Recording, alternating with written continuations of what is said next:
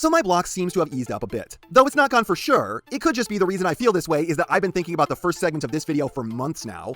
So after today, I hope to also get out Wednesday's video, but after that, I'll be taking a week off. I know you all understand, but I don't like to leave you all hanging without warning. With me taking a week off, I'm sure that YouTube will try to punish me, especially since a lot of the videos that I've been making lately have been underperforming on the views. So if you want to help me out while I'm on break, I've got a bunch of playlists that you can enjoy. There are ones for What's the Best, the roasts, one for the shows and media reviews that I've done if you want more like this, and while I'm doing shameless self-plugs, please subscribe, your likes please give, and I have a Patreon. If just 5% of you sent me $1 a month, all the figures that I review for you would be paid for. But if you do none of that, then thanks for watching, I hope you enjoy, and I hope I don't crush your hopes for the movie. No matter what I say here, I do want the movie to be good. I want to love it. And if it is good, I don't want to turn you against it. A lot of you seem to think I'm really rooting for this movie to fail. I'm not. I hope it will be good. I just don't expect it to be. And before I talk about the trailer, I want to go over my mindset. What has my experience with this movie been so far that makes me so concerned about its quality? Let's start all the way back with the Bumblebee movie. When that got announced, I was convinced that it was going to be a sin. Like, I hate the movie interpretation of Bumblebee. He actually offends me with how they turned him into the equivalent of a puppy to force the audience to sympathize with him. And the Bay films were so terrible, I'd long since given up on them. So this was going to be more of that, but with the sole focus on the Transformer with the least potential for development. Oh yeah, this was gonna suck. New director, who cares? It's going to be the same old, same old. Bay is still an executive producer, and it's still just a prequel. New designs that are more faithful to the source material. That's nice and all, it'd hurt less to look at, but that doesn't fix what's fundamentally a broken story and obnoxious characters. It's not gonna be the Bayverse anymore, it's a reboot. I'd love that, but I don't believe it for a second. There's no way that's true, and it won't be good. The reviews are in, it's really good. Okay, fine, I'll give it a try. And then holy crap, it was just about absolutely everything I ever wanted from a Transformers movie. There were no sex jokes, there were no racist jokes, the jokes were actually funny. The characters weren't douchebags, the movie had a breezy pace, it wasn't insanely overlong, it wasn't hard to follow, and for the first time ever, even including the '86 movie, it had the right tone for the show. Transformers, despite being about a war between giant robots, is, for a lack of a better term, a wholesome show. And Bumblebee was so wholesome. It was a breath of calm air, rather than the sensory overload of the other movies. And it made me pumped for the future of the Transformers. What I love was finally going to be good. So that's what led me into the announcement of this movie. Then the information started to come out, and forgive me if I get some of this out of order. This is the order I remember it in, but I may have flipped some things around. Either way, this is the reaction I had to the news as I remember it coming. They're already working on 2 new movies. One's a sequel to Bumblebee, and the other one is a Beast Wars movie. Oh hell yeah! Bumblebee was great, and a Beast Wars movie is something that I basically never considered getting to see. I am beside myself. We've really turned the corner, and we are getting my dreams to come true. Travis Knight's been pulled off the movie because he wanted to take a short vacation between productions. Allow me to interject my modern feelings here for a moment. It has been 5 years. Bull fucking shit, that's the reason. If they were really trying to get this out quickly, a sequel would have been out at the start of 2020. That is not the reason he was pulled from the project. That was the excuse. Anyways, my feelings at the time were, oh, that sucks. Travis Knight did such a great job. I'd wait extra time if it meant that he was at the helm. Then, Hasbro's not making 2 movies anymore. They're smashing both movies into one so they can jumpstart a cinematic universe in one go so they don't have to waste the money on 2. That may be the worst fucking thing I've ever heard. That's a sentence constructed entirely out of red flags. You are combining 2 movies, which never turns out well, so you can be lazy and jump straight into having a cinematic universe, something that has only ever turned out well once before, and been a complete disaster every other time since for these exact reasons. Because you idiot executives seem to not understand why a cinematic universe is good. The point of a cinematic universe is to make whatever movie you want and have people feel obligated to see it because maybe it ties in with other movies in some small way. Yet you keep doing this thing where you make crappy movies that only exist to set up other movies. And then those movies exist only to set up other movies. It's like you're trying to mine gold, but you keep throwing away all the yellow stuff you dig up because you don't realize the hole you dug is not the goal. And I can't think of 2 more contradictory types of movies than one about Beast Wars and another about any other faction of Transformers. They are not designed to operate at the same time. That doesn't mean it can't be good. If they were willing to put in the time, money, and effort into making it good, then it could be that. But what about them saying, we're doing this to take the shortcut to a cinematic universe without spending too much money, makes you think that they are going to spend the time and effort to make it good. That was really where my fears began to crystallize. And after that came the announcement of the director, and I'm going to say something that I know none of you have ever expected to hear coming from my mouth. Michael Bay was a logical choice for the director of a Transformers movie. Pick your jaws up off the floor, it's true. However much I hate his movies, I can see why he made sense. He was a proven hitmaker who specialized in effects-heavy, high-octane action movies that involve stunts and vehicles. That was the exact kind of person you'd be looking for to make a Transformers summer blockbuster. And then after that, who was Travis Knight? He was a proven hitmaker who specialized in family-friendly animated films with heart. The exact kind of person you want for the Bumblebee movie, a largely animated film filled with heart. So then, who was Stephen Caple Jr.? He's a guy who made a single hit before that was a sequel to someone else's hit, so he's unproven in that regards, who made a sports boxing movie with basically no effects and no animation. So the logic of him being picked is not derived from his career up to this point. The logic to it is from some other factor. And my theory is that he was picked because he is so new.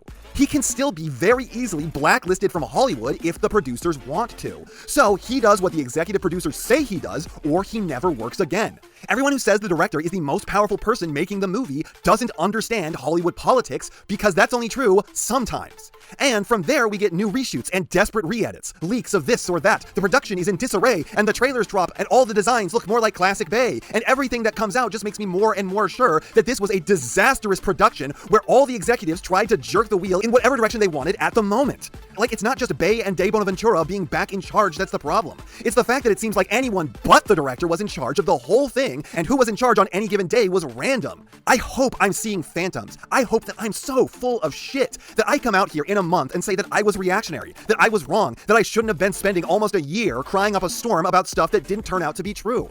But I just don't have faith that that's what will happen. I want to love this franchise, but I'm so scared that we are just seeing it fall back into being an embarrassment. Anyways, with all that now covered, it's time to finally start talking about the thing you actually showed up to see. Honestly, it's a decent trailer. It doesn't assuage my fears from the production because, I mean, it can't. It's not like the trailer is going to show a dozen different people fighting over the director's chair, and the worst movies I've ever seen had good trailers, but at least this isn't giving me any more concerns. They do this stupid thing where they open the trailer by showing a later moment from the trailer for no reason. I don't understand why. If the Beastformers have only been on Earth for hundreds of years, why are their disguises so bad? People were saying that they degraded over millennia, but there's no way that happened to a Cybertronian in just a few hundred, and even if it did, they generated fake skin once, they can do it twice. The only logical conclusion to take here is that their disguises just suck and have always sucked for no reason. How did Optimus's face get worse? Actually, as we see in the rest of the trailer, everyone's face seems to have gotten worse. They reverse Ugly Sonic the whole movie.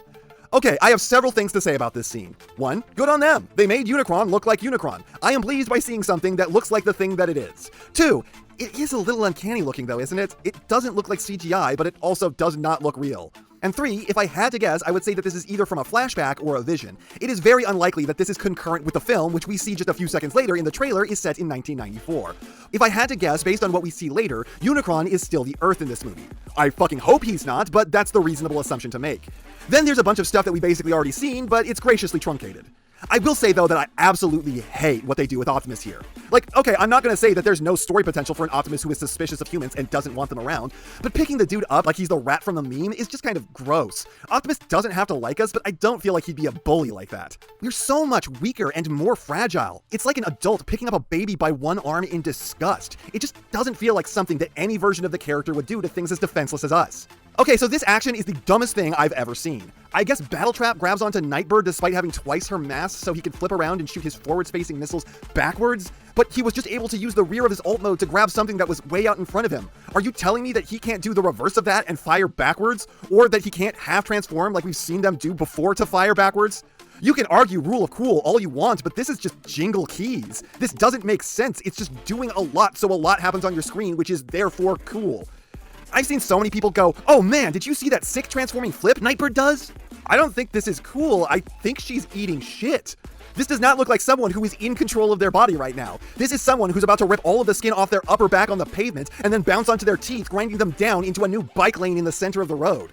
Oh yeah, I just slowed it down. You totally see her scrape off the ground. This is a crash. This is not a sick flipping transformation. Optimus, we must trust each other to protect the home we all share. I like Michelle Yeoh. That was not the delivery they should have used for the trailer. If that's in the movie as it is negligence that they did not ask for retakes.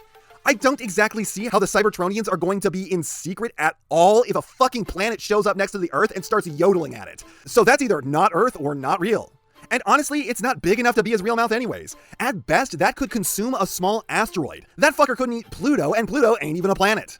Okay, so to everyone who's going around saying that Bumblebee is going to die, in this scene, we can see that he has had his auto badge scraped off his head by Scourge. So this is after the scene where Bumblebee gets run through. So he does live, which is impressive considering the size of the wound he takes. So if anyone else dies in this movie and they don't take a wound at least that big, I will be calling foul on it. In the end, everything you cared for will be consumed. Boy, why would you even hire Peter Dinklage if you were going to hide his voice behind that many audio filters? You might as well have had Haley Steinfeld play him. If you were going to put that much distortion over his voice, you'd never be able to tell. This is easily correctable right now for $0. Just use less filter.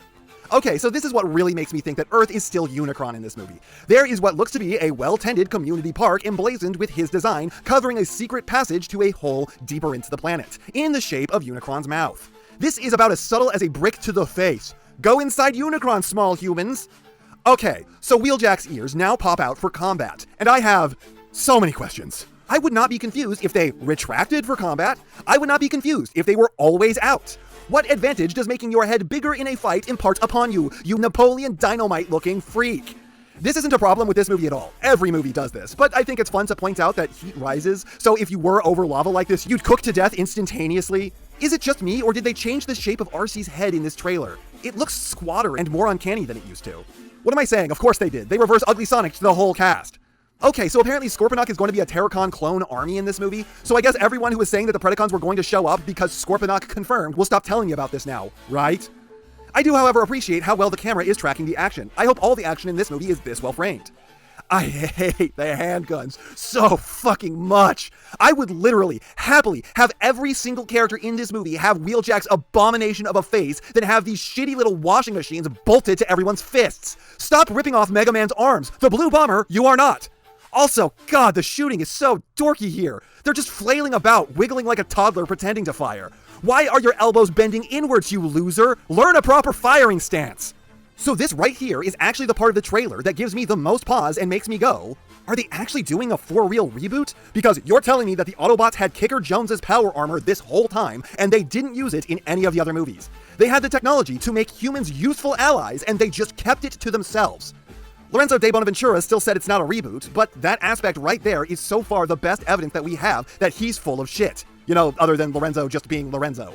So ultimately, this trailer doesn't change any of my concerns. I'm glad that the action looks competently shot, I'm glad that Unicron looks like Unicron, and I'm hopeful that it won't abuse my sensibilities like the Bay films do, because it looks like it might not. But I'm still worried that this film has too many cooks.